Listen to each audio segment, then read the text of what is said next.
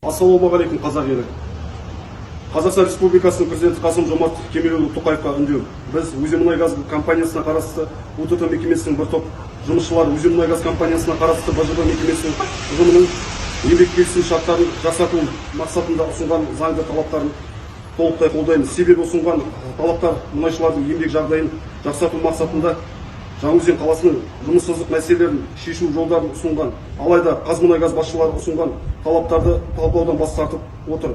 Бүгін 29 қараша еңбек дауының басталғанына 18 күн өтсе де Қазмұнайгаз басшылығынан бірде-бір уәкіл келмеді.